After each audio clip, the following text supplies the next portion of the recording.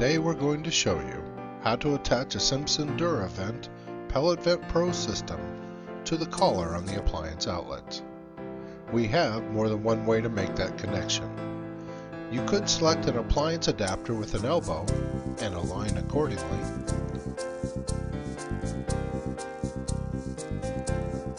Or select an appliance adapter to either a standard T, increaser T, or a double T and align accordingly. Or our new appliance adapter T and align accordingly. Run a bead of high temperature silicone sealant, 500 degrees or better, around the outside of the appliance collar. Make sure the sealant is continuous all the way around.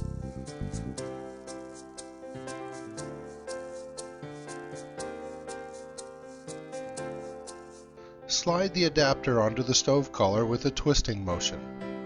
This ensures that the sealant is contacting the adapter appropriately. Check the alignment, then drill the appropriate size pilot hole through the appliance adapter and stove collar. Finish the connection with at least one screw.